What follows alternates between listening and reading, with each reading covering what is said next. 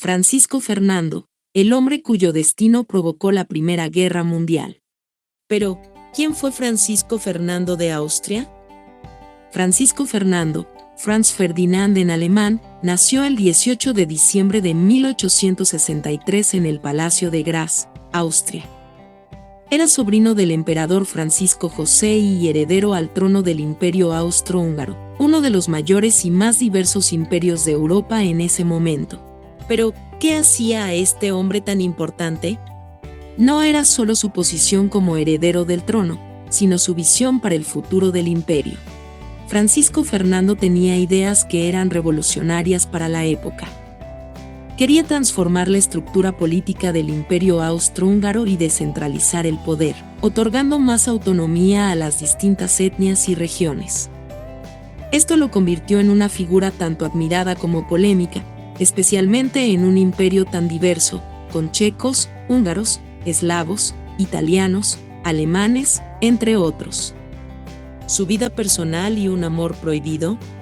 Francisco Fernando no era solo un político.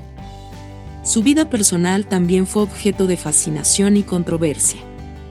Se enamoró de Sofía Chotek, una dama de compañía que no era de sangre noble, lo que causó un gran escándalo en la corte. ¿Cómo se atrevía el heredero al trono a casarse con alguien tan común? A pesar de la oposición de su tío, el emperador Francisco José y Francisco Fernando luchó por su amor y finalmente se casó con Sofía en 1900. Sin embargo, su matrimonio tuvo un precio. Sofía no fue reconocida como archiduquesa de Austria ni se le permitía participar en ceremonias oficiales como una igual. Era un sacrificio que Francisco Fernando estaba dispuesto a hacer por amor. ¿Sabías que incluso en actos públicos ella no podía caminar a su lado, sino detrás de él? A pesar de esto, su matrimonio fue muy feliz y tuvieron 3 hijos. Un contexto explosivo, la tensión en Europa. El Imperio Austrohúngaro, a comienzos del siglo XX, era un polvorín. Estaba compuesto por decenas de nacionalidades y grupos étnicos que deseaban más independencia. En los Balcanes, la situación era especialmente complicada, con movimientos nacionalistas que querían separarse del imperio y formar sus propios estados. Francisco Fernando, como heredero, representaba todo lo que los nacionalistas odiaban, el poder central de Austria. Y su visita a Sarajevo, en Bosnia, fue como echarle leña al fuego. ¿Por qué Sarajevo? Bosnia había sido anexionada por el Imperio Austrohúngaro en 1908, algo que enfureció a los serbios, que soñaban con unificar a todos los eslavos del sur bajo su bandera. El fatídico día, 28 de junio de 1914.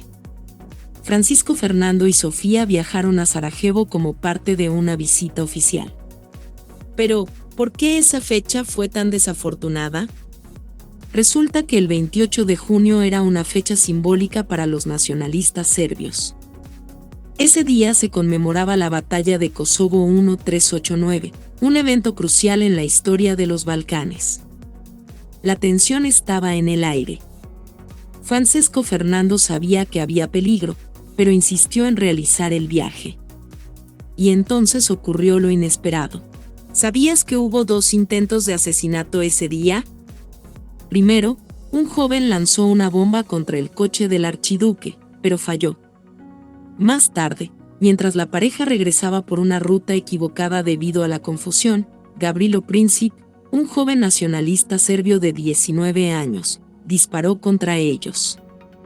Sofía murió instantáneamente, y Francisco Fernando falleció minutos después. ¿Por qué su muerte cambió el mundo? El asesinato del archiduque fue la chispa que encendió la Primera Guerra Mundial. Austria-Hungría, respaldada por Alemania, declaró la guerra a Serbia, que a su vez recibió apoyo de Rusia. Este conflicto se expandió rápidamente, involucrando a las principales potencias de Europa y culminando en una guerra global que dejó millones de muertos.